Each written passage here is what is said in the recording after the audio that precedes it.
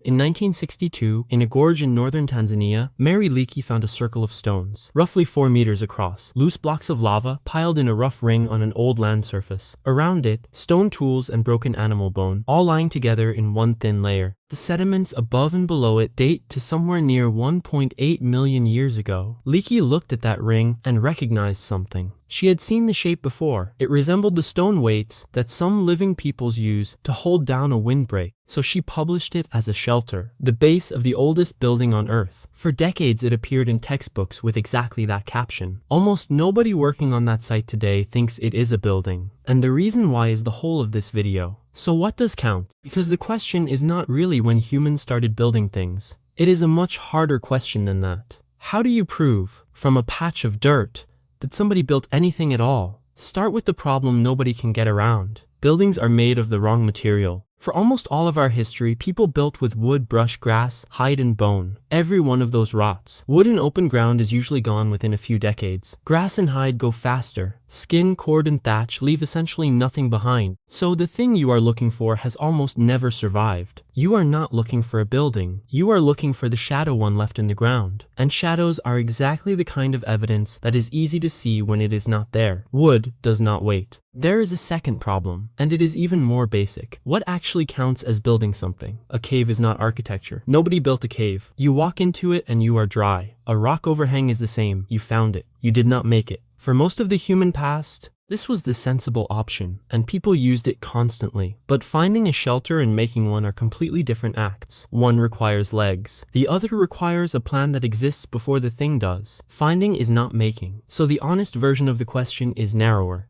When did somebody first carry material to a spot and assemble it into a structure? That is the thing that is genuinely hard to prove. Now go back to Leakey's stone circle and look at the objections. The first one is simply that lava blocks move. That land surface sat beside a lake margin that flooded and dried out repeatedly. Water moves stones. It sorts them, piles them, and leaves them in arcs and rings. Tree roots do it too. So do animals walk off ground for a few thousand years. None of those processes are trying to make a circle. They just sometimes do. Water makes circles too. The second objection is about what a circle actually proves. A ring of stones is consistent with a windbreak. It is also consistent with nothing. The shape does not tell you a hominin chose it. You have to rule out everything else first. And at Olduvai, the site formation processes were never ruled out. This is the trap that runs through this entire subject. A pattern that looks designed is not evidence of design until chance has been excluded. That is not skepticism for its own sake. It is the only thing separating a shelter from a puddle. So Leakey Circle is not the oldest building. It is the oldest good story about one. The next candidate is more serious, and the argument over it is much more instructive.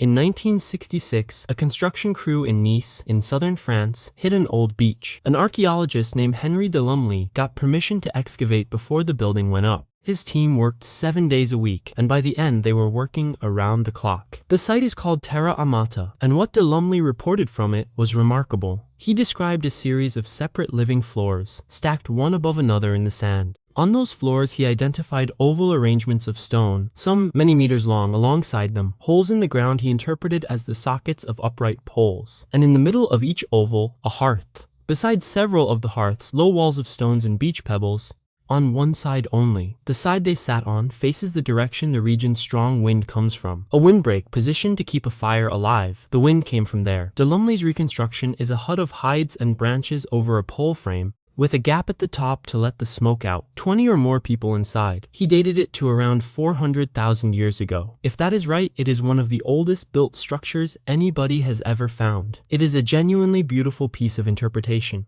It also may not be true. Beautiful, possibly wrong. The critique came from the archaeologist Paola Villa, and the method she used is the good part. She did not argue about the stones. She went back to the stone tools. When a napper strikes flakes off a core, every flake comes from one specific lump of rock, which means, in principle, you can fit them back together. It is a jigsaw with a known answer. Archaeologists call this refitting, and it does something no other technique does. It tells you that two objects, wherever you found them, were once in the same place. A jigsaw with a known answer. Villa refitted the flakes at Terra Amata, and the pieces did not stay on their own floors. Flakes from one supposed living floor fitted onto cores from a completely different one, separated by tens of centimeters of sediment and supposedly by long stretches of time. There is only one way that happens. The material moved vertically through the sand, and if the material moved, then the floors were never floors. They are a single mixed deposit that only looks layered, which means the oval outlines drawn around those floors are outlines around nothing. The floors were never floors. Villa also argued the site is substantially younger than de Lumley claimed. The dating has been contested in both directions ever since and is not settled. Notice what she did not do. She did not say early humans could not build. She said this particular pattern has not been shown to be a building. That is a different claim. And it is the claim that keeps getting made about almost every early candidate. So if arrangements of stone are this slippery, what actually survives that is solid? The answer is worked wood, and it almost never survives at all. Wood needs to be waterlogged and stay waterlogged continuously for the entire time. One gap of dry years and it is gone. The odds against this are enormous. At Kalambo Falls on the Zambia and Tanzania border, those odds came in. 2 logs, preserved in permanently wet river sediment, one lying across the other. Where they cross, a notch has been cut into the upper log so it seats down onto the lower one. Stone tool marks are still visible on the cut surfaces. That is not a pattern that needs interpreting. Somebody shaped that wood with a tool. The dating puts it at least 476,000 years old, which is older than our own species, and made by somebody who was not us. Older than our species. What it does not tell you is what it was for. The researcher's careful reading is a platform of some kind. A walkway, or a raised base. That is a reading, not a finding, and the paper says so. But the joint itself is not in doubt, and a joint is the important part, because a notch is not a shelter. A notch is something much more interesting. It is somebody solving the problem of making 2 objects hold together. That is the beginning of every structure anybody has built since. A notch holds 2 things together. So the wood is real. The interpretation is open. Both things can be true, which leaves the question of how you read a building when the building itself is gone. And the answer mostly is that you stop looking up and start looking down. Archaeologists do not usually find walls. They find floors.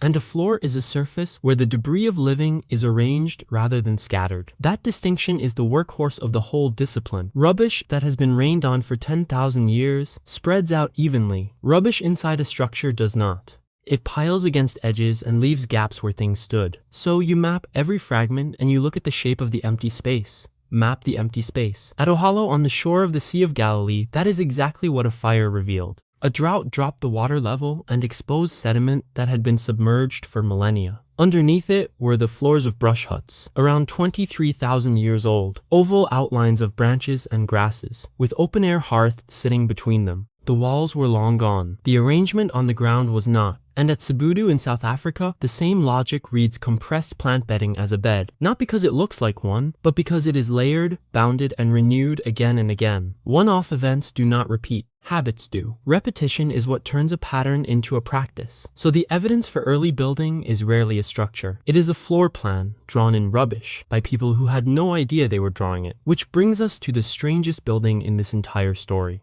Around 25,000 years ago, on the plains of what is now Western Russia, during the coldest stretch of the last ice age, somebody built a circle out of mammoths. The site is Kostenki, and this particular structure was found in 2014. It is roughly 12.5 meters across. The ring is built from the bones of at least 60 individual mammoths, 51 mandibles, 64 skulls, stacked into a wall 1 to 2 meters thick. 60 mammoths, 1 wall. A mammoth skull is not a building material anybody would choose lightly. They are enormous, and they are extraordinarily heavy. Every one of them was moved to that spot and lifted into position by hand. The team who excavated it estimated the labor involved as a huge investment of time. This is not a windbreak thrown together in an afternoon. This is a project. There is no doubt at all that this one was built. That question does not arise here, which makes the actual finding much more interesting, because the researchers do not think it was a house. Circular mammoth bone structures are known from about 70 sites across the region, and for decades the standard reading was winter dwellings for the coldest months. The Kostenki team tested that against what was actually in the ground. They ran systematic flotation, sieving the sediment to recover material too small to see.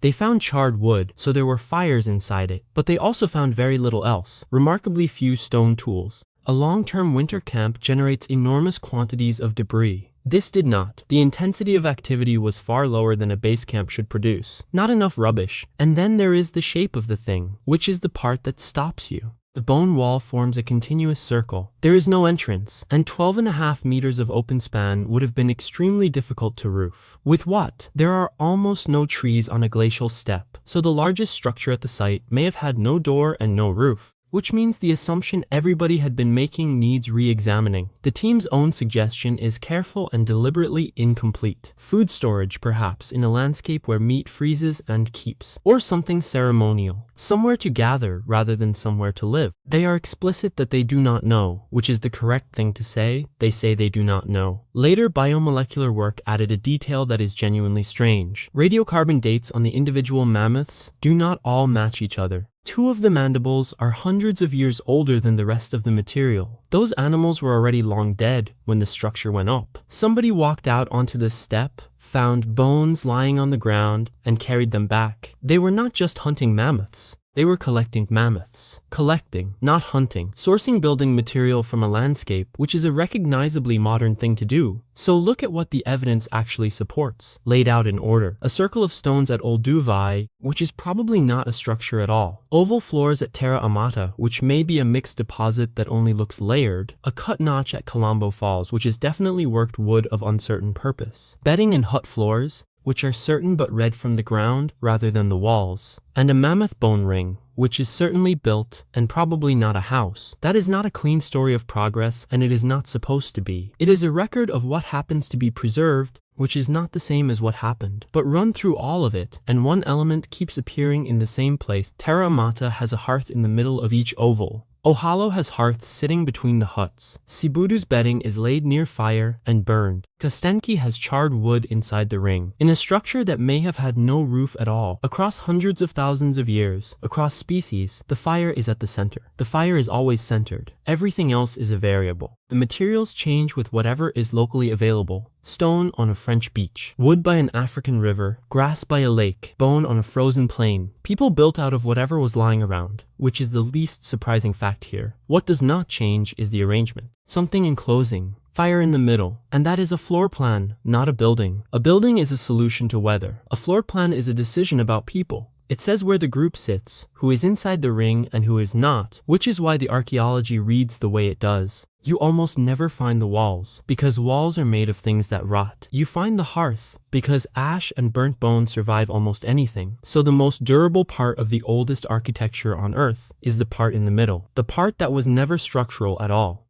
Go back to Mary Leakey's circle one last time. She was almost certainly wrong about it, and being wrong about it was useful. It forced the field to work out what would actually count as proof. Refitting flakes, flotation sampling, mapping the empty space instead of the objects. Those methods exist partly because somebody made a confident claim that did not hold. That is how the discipline improved, and it is why the Kalambo notch is convincing now. We do not know when humans built the first shelter. We probably never will. It was made of branches, it stood for one wet season, and it left nothing behind. What survives is not the first attempt. It is the attempts that happen to get lucky. A log that stayed underwater, a camp that a lake buried, bones on a frozen plain. But the shape those lucky survivals keep making is remarkably consistent. Something to sit inside, something to keep the weather off, a fire at the center. That arrangement is older than our species, and nobody has meaningfully improved on it. Look at where the television sits in most living rooms. It is on the wall the fireplace used to be on, and everything faces it. The heat source moved. The furniture did not. We are still building the same room. We have just got much better at the roof. That is the entire history of architecture.